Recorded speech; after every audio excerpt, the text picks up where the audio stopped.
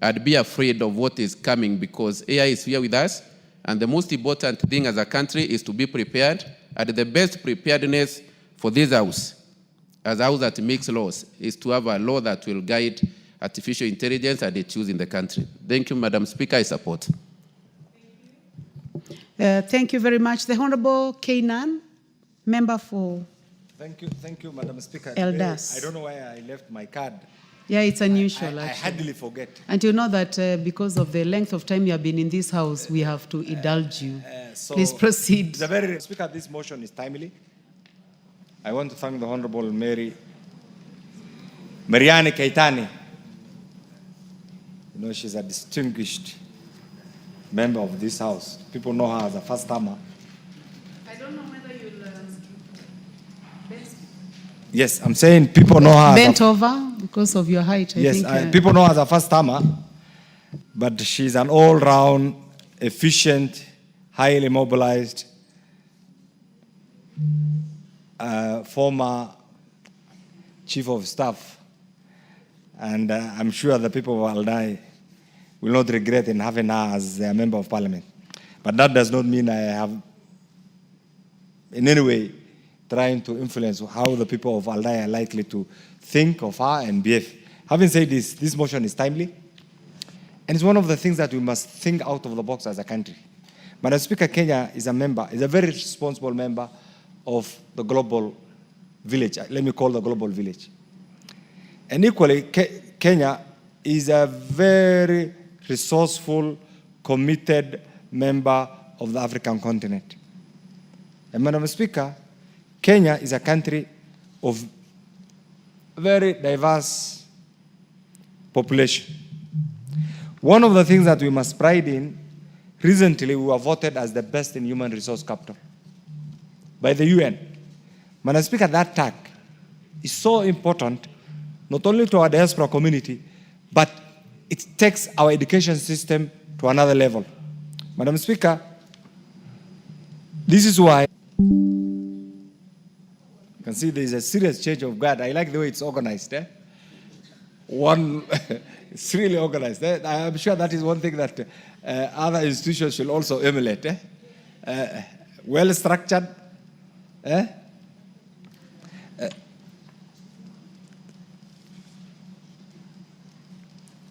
Madam Speaker, those who invented the use of computers were not competing with Almighty. Almighty God has created the human beings, the animal beings, and the angels. In my religion, the human being has been given two distinctive abilities. The right to think, that is why God says, God gives you an opportunity to discern what is good and what is right. And you as an individual, you are in a position to either go astray and follow the wrong or follow. To be creative enough and use computer. Madam Speaker, what this bill, and I get this, what this motion attempts to do is to, first of all, to acknowledge that we are in the era of AI. This is the first thing. Second thing that this motion attempts to acknowledge is that there is need to have a friendly, institutional-driven framework that will allow the user of the AI not to infringe. And this is why all of us are believers in our constitution. We accept that we have a constitution. And that is our supreme law in the Republic of Kenya. Within that constitution, people are allowed the right to belong to the religion of your choice, the right to associate with whoever you want, as long as you don't infringe the rights of the other person. So what this motion is trying to do is, first of all, to create public awareness. Are Kenyans aware of the AI presence in their midst? Are Kenyans aware of the use, both the advantages and the disadvantages of AI? Mr. Speaker, in the current modern day Kenya, Mr. Speaker, the use of AI has greatly, the unregulated use, let me say this, of AI has greatly caused public disturbances, Mr. Speaker, serious security challenges, and Mr. Speaker, to some extent,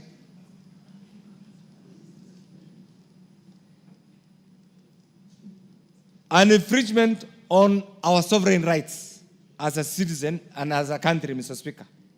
Mr. Speaker, while we accept that AI must foster an efficient, effective use of computers instead of manual application by mind, we must also be prepared as a country that certain shortcuts in the use of AI and what we have seen recently can greatly endanger the lives and properties of the people of Kenya.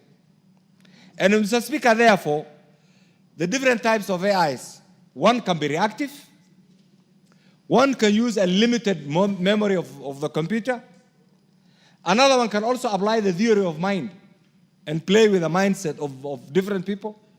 And Mr. Speaker, you can also use something called the self-awareness. That is why you see different images. Some will not even understand. People of my age will not understand. But the youngsters understand and they have their own way of doing things. Mr. Speaker, it's because of this that we must be prepared as a country, as a citizen, Mr. Speaker, to use AI efficiently, reduce operational costs, use it to interpret data, but we must also be prepared that this use, first of all, is going to cause serious loss of jobs. It's also going to contribute to the violation of individual rights, privacy. And you have seen it all being applied. Look at the headlines. Just open your social media accounts and you see the kind of thing that goes on.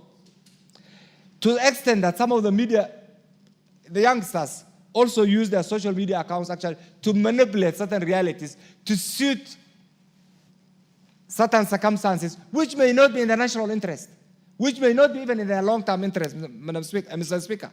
There is also an abuse of algorithm. In the application of this, you can see certain shortcuts are taken, Mr. Speaker.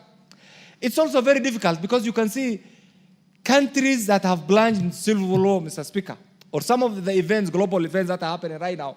If you follow the social media accounts, like the world is coming to an end. We are almost on the verge of a third world war. That Kenya is beginning to end. And there is going to be a civil war, and we don't have institutions. So what this motion, and I hope my good friend Mary will take this to the next level and have, I know you'll be criticized, but those will be positive criticisms. You will be remembered later on. That's why I said we must think out of the box. Please translate this, take this to the next level, have it as a bill that allow the public to participate, and ultimately we'll come up with a bill that meets the test of time, a bill that meets the sovereign interest of the people of Kenya, a bill that will protect the rights of any individual, and a bill that will ultimately contribute to the development of this great republic. Mr. Speaker, I stand to support this, very progressive.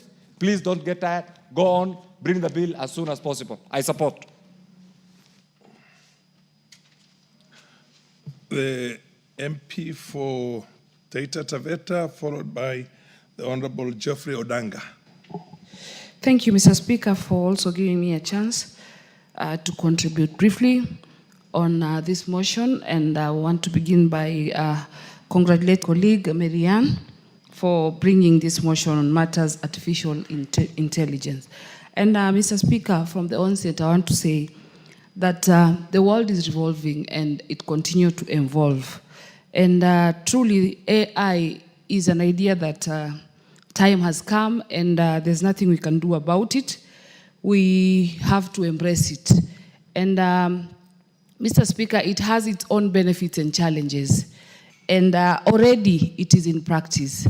So, Mr. Speaker, the only way that we can enjoy or benefit from AI is to regulate it. We have to control so that we benefit from it. And, Mr. Speaker, I want to say that a lot is being done by AI, like so many things.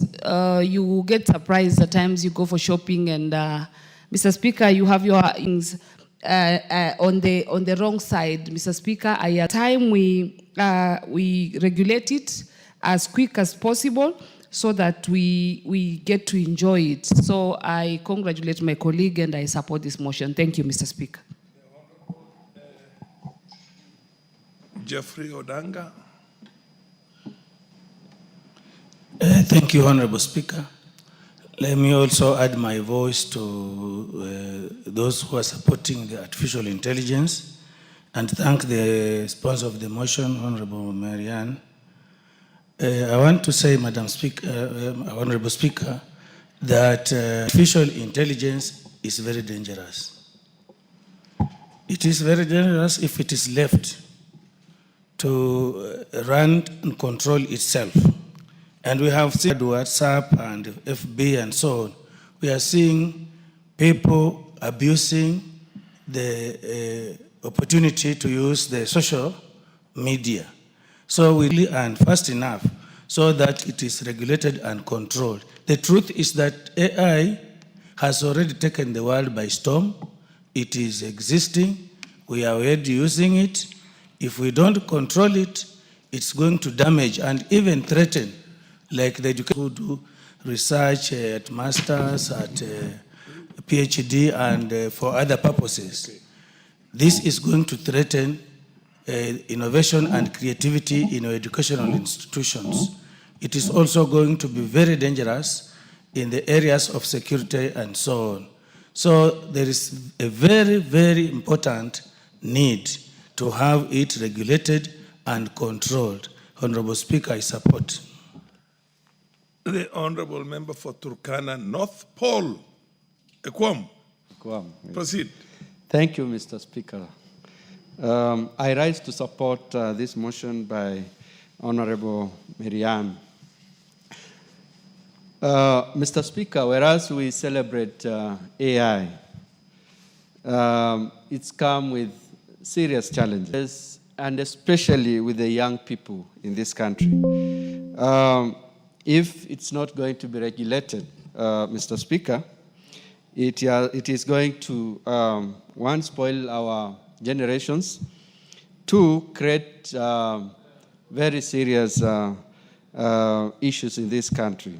We have so many experiences, Mr. Speaker, and so this motion that intend to allow the ministry concerned to regulate and put framework that will guide use of the AI and also create public awareness to our communities has come at a good time. Mr. Speaker, besides that, I would want to also urge that we need to have infrastructure that will also support use and, regulating the information that goes to the public.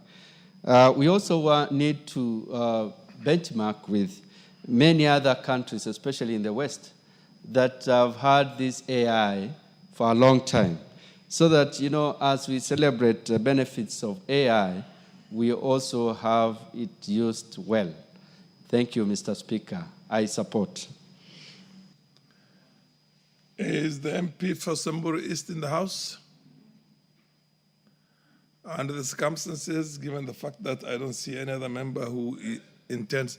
Honorable Sene, the MP for Wajir North. Thank you, sir. Proceed. The mic is there. Give him the mic, for God's sake.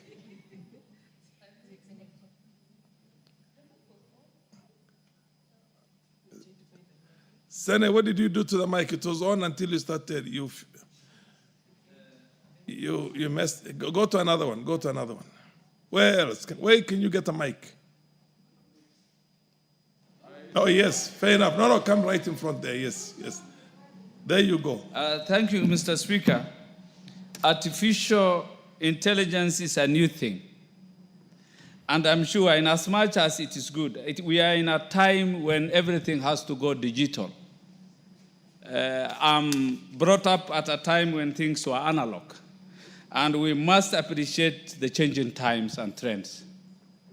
I know its importance is so immense in terms of decision making, automating tasks, trying to analyze vast data that we cannot do it mechanically, improving efficiency, bringing the best out of customer experience. We can't enumerate the importance of artificial intelligence.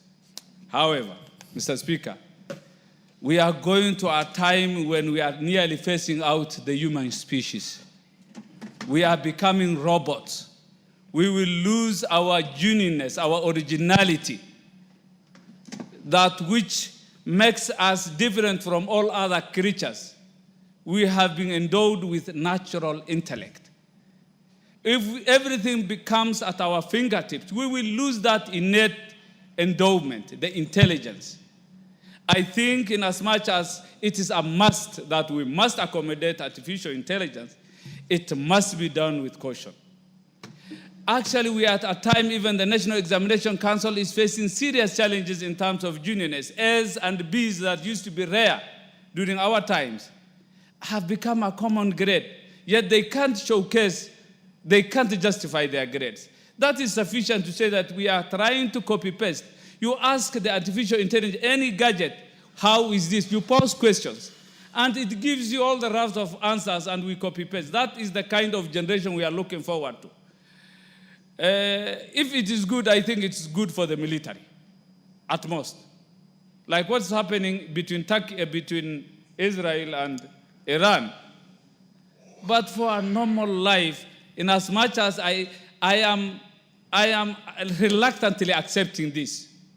Yes, it is good, but we will diminish as human beings. We will be, it's like another GMO of a human being, not a natural thing. So I reluctantly accept, let us accommodate it, but with a lot of caution. I support. Thank you. There being no more member willing to weigh on this, I'll call upon the mover to reply. Madam Mary Ann Keitani. Thank you. First, I want to thank all my colleagues who have contributed to this particular motion on a regulatory framework to regulate the artificial intelligence sector of our industry. Honorable Speaker, I think as I mentioned when I was moving the motion, Kenya in 2022 was ranked the 5th in Africa and 90th globally in readiness to adopt artificial intelligence. That is in 2022. In 2025, I believe we have moved far notch higher in both in Africa and in the world. And without regulation and without a framework within which we can now work on to ensure that any artificial intelligence use and readiness is adopted in a regulated framework, then it becomes dangerous for us, especially in the age and era where we are dealing with fake news, in the age and era where we are dealing with economic inequalities and displacements and misinformation that has become a norm of the day. In, again, the same 2022, the Oxford Insights survey pegged Kenya's readiness for AI at 40.3%. I think if today the index is done, we could actually far be above 60% in terms of readiness. And therefore, this regulation couldn't come at a better time. It couldn't be thought through at a better time so that Kenyans and the world at large can be able to appreciate and be able to take advantage of artificial intelligence. I remember, Honorable Speaker, when computers first came into the world and when they finally came into being used around 1956 to about 1980, many people used to see many big machines called mainframes. But today, the computer is as tiny as it's a very tiny thing, and we cannot survive today without computers. Artificial intelligence is quickly and very fast taking shape and taking root in a lot of the activities we do. We travel a lot, and I think a quick example of one of the places artificial intelligence is properly used is, for example, at airports. When you are moving from one terminal to the other, you have a train that is driverless, moving you from one terminal to the other. That is artificial intelligence at play. And we are trusting that train to be able to take you to the other terminal without thinking that, oh, there is no driver inside this train. And so many other technologies. Medicine, today you don't have to go or travel long distances to get very good medical attention. Within the comfort of your home, your country, you can be able to get access to the best doctors, the best medication through artificial intelligence. I can't mention all sectors because every sector of our economy and every sector of our lives is actually now being taken over by artificial intelligence. And we need to appreciate that as a country, as Kenya, we cannot be left behind. We cannot close ourselves out of artificial intelligence. We must be with it, and we must be with the society, and we must move on. And for us to do that so that it is not misused, I think the formulation of this framework or regulation is very important in this sector. So, Honorable Speaker, I beg to reply. Thank you. Fair enough. Question will be put at an appropriate time in the future. For now, I'm calling for the next order. Order number 18. Order number 18, motion, formulation of a land use policy on zoning of land for agriculture and built development. The Honorable Tim Wanyonyi is in the House to move this motion? No? Okay, I defer this motion to another date when Honorable Tim Wanyonyi is going to be around to move his motion. Next order. Order number 19, formulation of a reward scheme for accomplishments by sports persons in international competitions. Where is the Honorable Charles Ngusia to move this motion, private member's motion? He's not in the House? Fair enough. I direct that this motion be put on the order paper on an appropriate Wednesday when the Honorable Ngusia can move this private member's motion. Next order. Order number 20, motion, allocation of help funds to support students enrolled at the Kenya Medical Training College. The Honorable Shuria was around this morning. He's not in the House now? I'm sure he assumed that these other motions were going to take the time up to 1 o'clock. Under the circumstances, there being nobody to move, Shuria is not moving and he has not delegated that authority to somebody else to move on his behalf. I direct that this motion be put on the order paper at an appropriate date in the future. Next order. Order number 21, the Parliamentary Powers and Privileges Amendment Bill, Senate Bill number 37 of 2023, second reading. The co-sponsor, Honorable Wamboka. The Honorable Wamboka. Fair enough. Honorable Wamboka is not in the House to move this bill. Under the circumstances, I direct that this be put on the order paper at an appropriate date in the future. Next order. Order number 22, the Breastfeeding Mothers Bill, National Assembly Bill number 8 of 2024, second reading.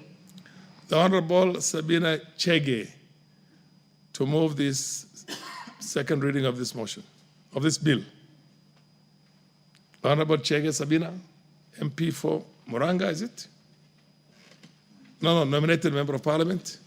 She is not in the House. I direct that this be put on the order, this bill to be put on the order paper at an appropriate date in the future. Next order. Order number 23, the County Government's Amendment Bill, Senate Bill number 25 of 2023, second reading. The Honorable Timothy Toroitich. Honorable Timothy Toroitich is not in the House to move this bill as a co-sponsor of the bill itself. Now, I direct that this bill be put on the order paper at an appropriate date in the future when the honorable member will be in a position to move it, to move the second reading. Honorable members, under the circumstances, there being no any other matter on the order paper,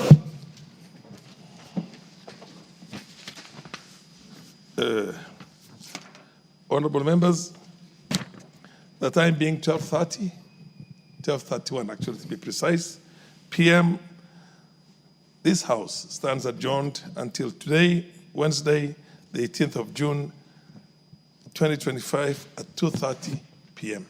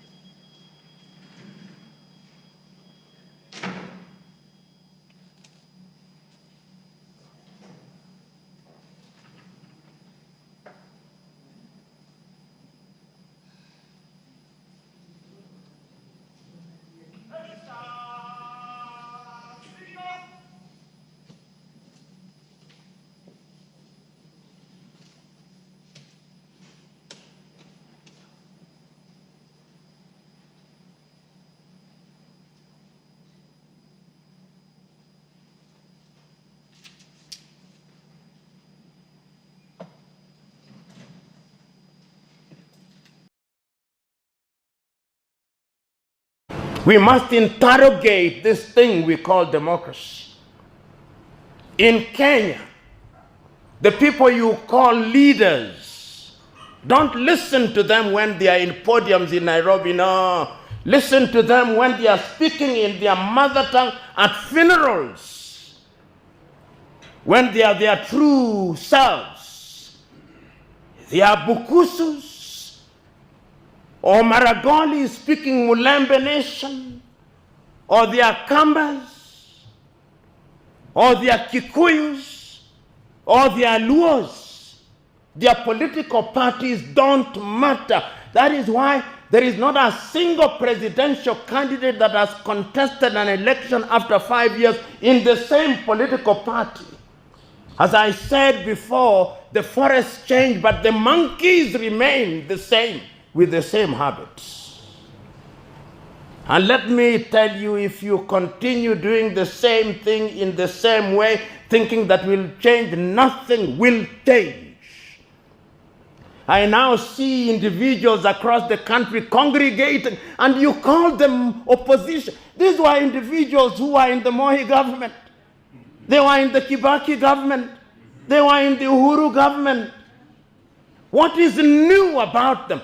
Nothing except their insatiable greed for power and the privileges that power offers.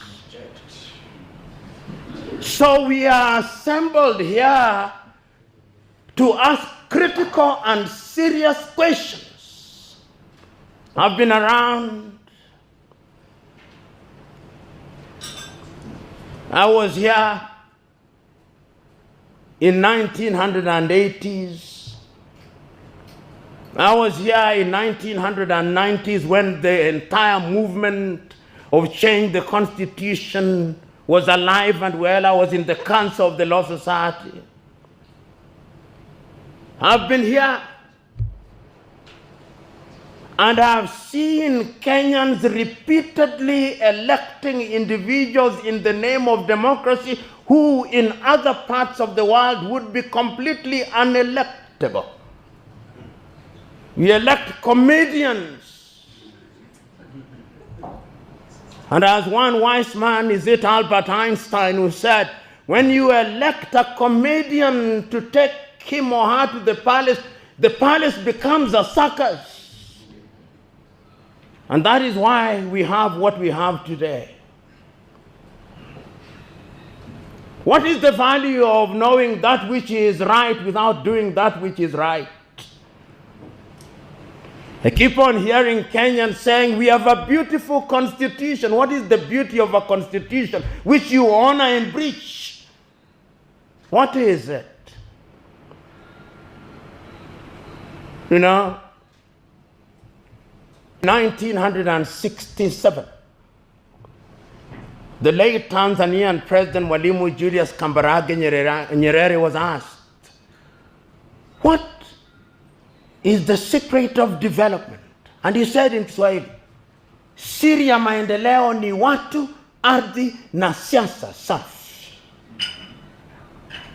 And he added, Siri ya maendeleo ni vijana wenye malezi bora, siha njema na bongo kali. And then he said, ukimwona mtu anakimbia sana kwenda Ikulu, mkwepe kama ukoma. Kwani kuna biashara gani Ikulu? He posed rhetorically. Ikulu ni mahali patakatifu.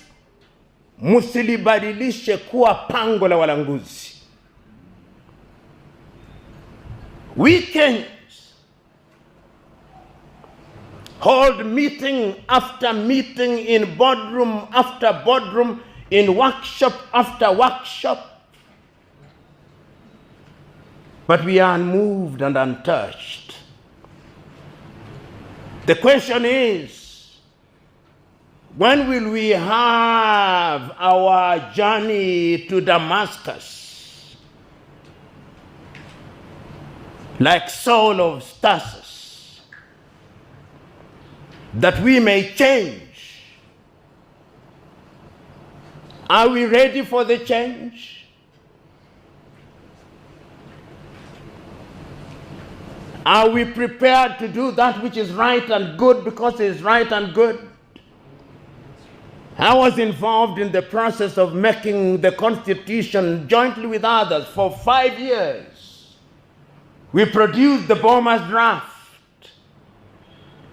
We made many recommendations, some of which were retained in the current Constitution. We said Nairobi should not be a county. You made it into a county. We said we should have no more than 18 counties, between 14 and 18. You created 47 of devolved units, each of which a governor thinks he or she is running a country. The United States of America has only 50 states with a GDP of 23 trillion United States dollars. Nigeria has only 37 states. India 37. China 30 provinces. South Africa 9 provinces. We have 47 counties with 47 governors, 47 deputy governors, 47 speakers, 47 deputy speakers. And you tell me that we are going to grow? When a county raises 400 million in a year and consumes 2 billion in a year, we can't grow. Even if there is divine intervention. We can pray and fast all we want. But nothing is going to change until we change. We have individuals in positions of leadership who do not care. They are unmoved and untouched.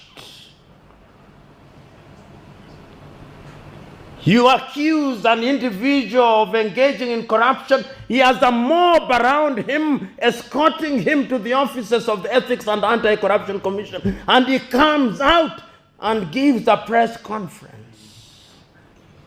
Corruption is the most profitable business in Kenya today. You have individuals whose salaries, even if they lived for 1,000 years and worked for 1,000 years, would not buy them half an acre of land. And they are multi-billionaires. They have never won any lottery, never made any discovery, and we celebrate them as successful men and women, and we elect them to boot. As Dr. Waindi said, I grew up partly in Maringo, partly in Jericho, partly in Eastleigh, partly in my rural home in Usenge, in Imbo, in Siaya County. When I was sick, you would go to the dispensary and you would find medication. Today, unless you are suicidal, you don't visit any of those outfits. When our leaders are delivering children, they go to the United States of America. And we are not angry. We are told that our police officers, and is in the public domain, collect 13.3 billion in bribes in a month, and we are not hungry.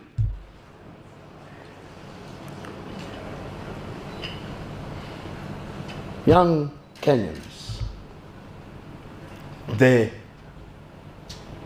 task is yours. Choose you now.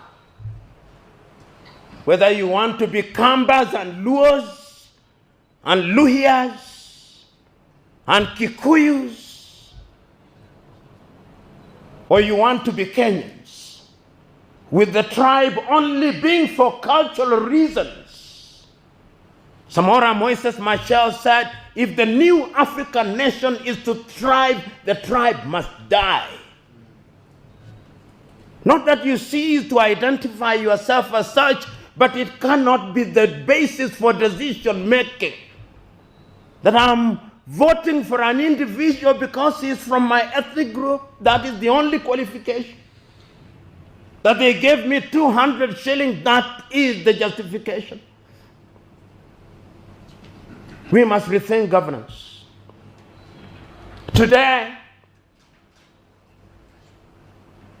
we have a parliament whose only claim to fame is that they have insatiable appetite for our taxes. Our parliamentarians relative to our GDP are the best paid in the world. In the world. They want CDF, not because they want to serve us. Ask each one of them how many companies they have formed, where their drivers and brothers and sisters and house helps are the directors. Ask them. Ask them whether they do not trade with the counties and with the constituencies that they run. Ask the MCA whether that is not true. Ask them how they become multi-millionaires within 2 years of joining public office. Ask them.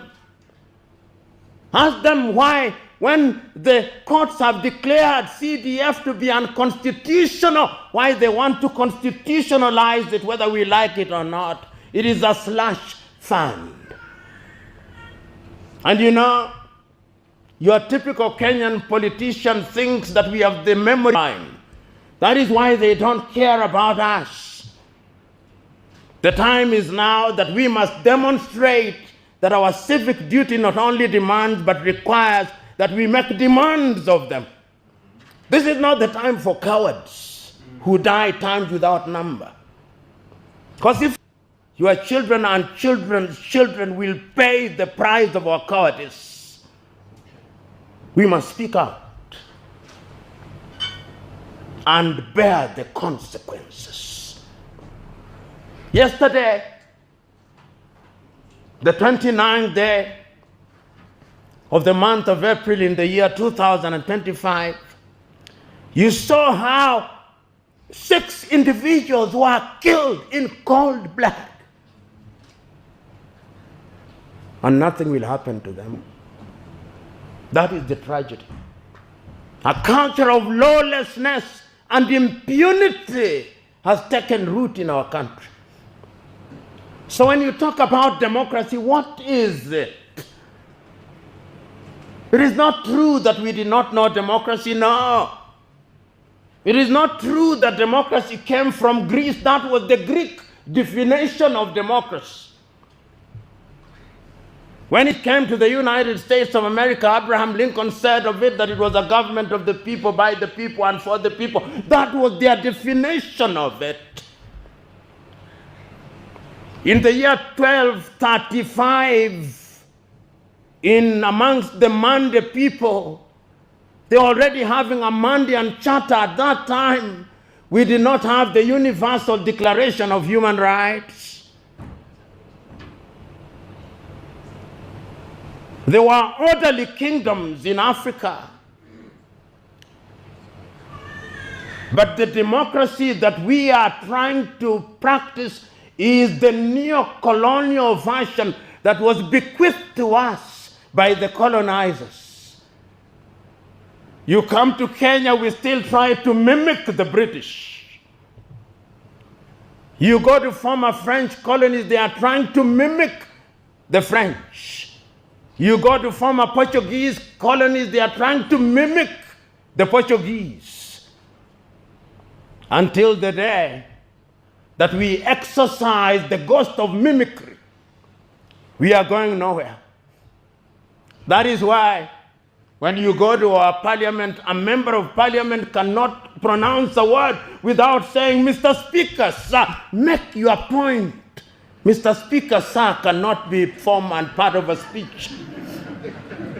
And you look at your speaker, he is dressed in wool that was used in medieval Europe, and you think that that is a badge of honor. You go to our courts, you find our judges are equally dressed in things that ought to belong to the Museum of History alongside the spinning wheel. And we think it is a badge of honor. You come to our leaders, they still want to be addressed as His Excellency or the Right Honorable something. Titles that were used in medieval Europe. We must change. And we are only going to change when you, the young generation, my friend Habib, in Kariobangi, and I know that area well. We work there even as I speak. Go out there and speak a different language. When we were growing up in Jericho, it did not matter whether one was Kikuyu. We didn't even know. It's only later that we knew that Kariuki was a Kikuyu name and Wafula was a Luhya name. Today, you see the government advertising a post and they put there John Lukoe, Luhya. John Joroge, Kikuyu. Go out there in Kariobangi and change minds. Those of you who are from Kibera and Katwekera, go out there and change minds. If you are from Kaloleni, go out and change minds. And just don't be in Nairobi, go out there. In Kilifi, let ICJ not be a boardroom arrangement where we speak to ourselves in English. Nendeni mkazungumza na watu kwa Kiswahili na lugha zao za mama. Hilo ndilo jambo ambalo lazima tulitekeleze ikiwa tunataka kulibadilisha taifa hili. Kwa kuwa taifa imepigwa ngeta kwa lugha ya mtaa.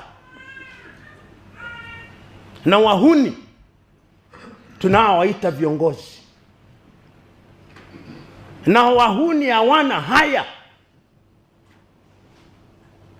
Siri ya ubinadamu ni kuwa na haya. Watu ambao tunaita viongozi Kenya hawana haya. Wanaua hawana haya. Wanaiba hawana haya. Wakati ni sasa tuwe ni watu ambao tuna haya. Na tusiogope. Tuwe wajasiri. Uchaguzi ni mwaka 2027. Ikiwa ningeulizwa, hiki kizazi cha wanasiasa ambao tunaona wakiranda, wakipiora, tunawafahamu. Nyerere alikuwa akisema wasipong'atuka tuang'atue. Na tuna uwezo wa kuang'atua kwa njia za kupiga kura. Uamuzi ni wenu.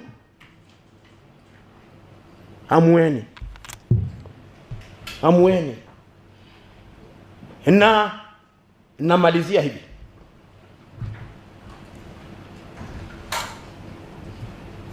Namaliza kwa kumtaja na kutumia mfano aliyoutoa tena Mwalimu Julius Kambarage Nyerere. Hakuna kiongozi katika bara hili ambalo amelishughulikia jambo hili kumpita Mwalimu Nyerere. akizungumzia mambo ya utawala. Alisema tatizo la Mwafrika katika mambo haya ya kura ni ya kwamba Mwafrika ameleweshwa na kasumba ya ukoloni mambo leo. Na kulewa huko kunatokana na vitu viwili. Ama mpiga kura ni mjinga au ni mpumbavu. Na akasema tena mwalimu, mjinga akiambiwa ataelewa na atabadilika. Sasa naombeni mwende katika mitaa na kila pembe za nchi hii, mtoe ujinga. Mwambie kila mtu ukabila na udini haitawasaidia. Na pia akasema ya kwamba kuna wapumbavu. Mpumbavu ni mtu ambaye amepumbaa. Hata ukimweleza hasikii, ni wachache sana wapumbavu. Mkimwona mpumbavu mkwepe kama ukoma. Na mwisho kabisa naenda kule Ugiriki. Wagiriki walipozungumzia mambo haya ya kidemokrasia, na nitaeleza kwa Kiingereza ili na wengine waelewe.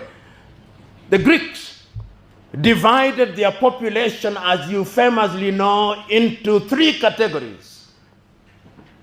Idiots. Idiots are individuals who may have gone to school. They have degrees, PhDs, they are professors, but they are idiots. They do not make demands of their representatives. When there are potholes on the road, they buy 4-wheel drive cars. When there is insecurity, they hire security firms. Gardawald from Canada, Fargo from the United States, 4GS from the United Kingdom. Those are idiots. They think that they are immune. They are cast to their countries. Then there are tribalists who think that their security and safety lies with their tribesmen. Wenu ni wenu, they say kwa Kiswahili, wanasema yours is yours.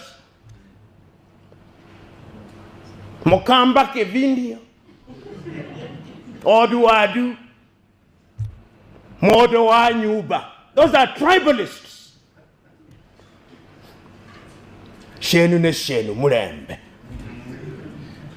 Those are tribalists, and they are a danger to our country.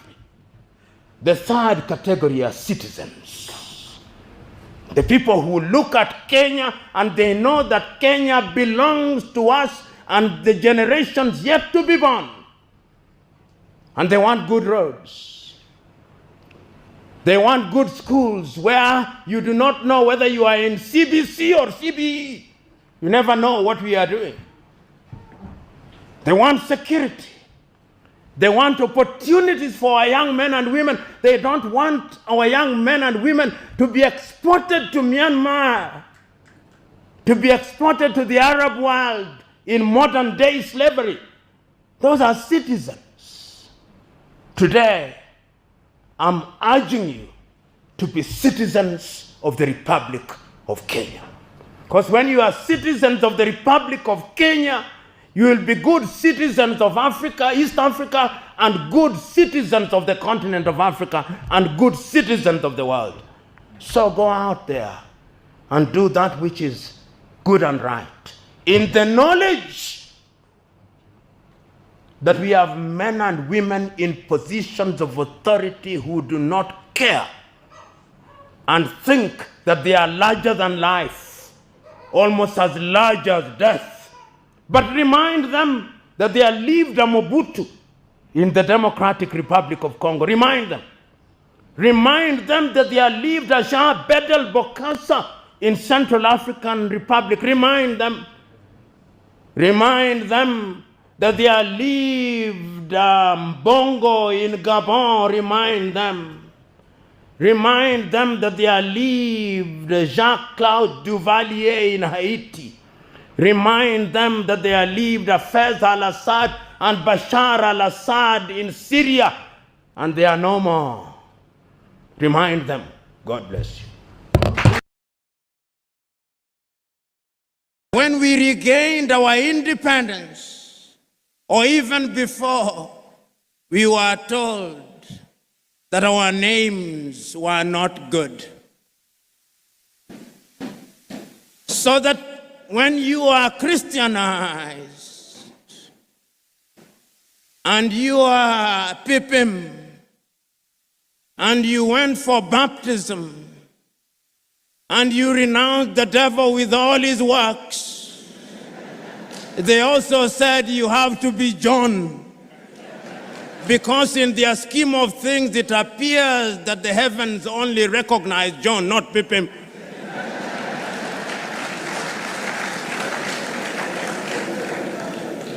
We were told that all the education we had acquired meant nothing. So that if you are eloquent in Ga or in Chui, you are not intelligent. You are only intelligent in English. You can only be intelligent in French, in Portuguese. We now know that that is nonsense. And you know, when that great Nigerian musician in the 1980s, fella Nicola Pokuti said, "Teacher, don't teach me nonsense." He meant it. He was reminding us that we must examine our education system. You know, when the British came here and they were establishing schools across Africa, and then when they were establishing Achimota, which is famous for producing great Ghanaians, the intention was to produce young men and women who would support the colonial empire. The intention was the same in Uganda with Budo's King's College. It was the same in Kenya with the Alliance schools. As Chinua Achebe says, the white man was clever. He came and put a knife in the things that held us together, and things fall apart. And they have remained apart. So today when we come here to talk about education, we come here to remind ourselves that we have urgent business to be undertaken. We have urgent business to be undertaken to remind ourselves that Martin Luther King Jr. is still right. The mind is the standard of the man. Because if the mind cannot imagine, then we cannot realize our potential. So we are here to interrogate our education system. My good friend, Samuel Pipim, doing the work that he came to do, to lay the ground, reminded you appropriately that we have now become famous for producing graduates in agriculture, some of whom, if you allow me a little latitude and hyperbole, cannot distinguish between a goat and a sheep.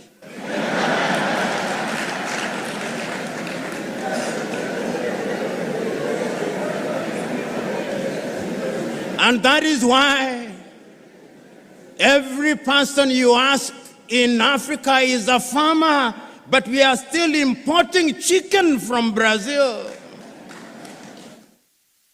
When I sit at the breakfast table in any African country, what am I served with? Nescafe from Nestle in Switzerland, there is not a single coffee bush in Switzerland. When I sit at the breakfast table, cocoa from Nestle, and yet Ghana is the largest producer of cocoa. What happened? We were disrupted. Pipim was right. When we want to build our roads, we have engineers, most of whom today, if you do not address them as engineers so and so, they rise up, ready to beat you up. But yet, when we are building our highway from Accra through to Winneba, through to Cape Coast, through to La Côte d'Ivoire, it is the Chinese that I see.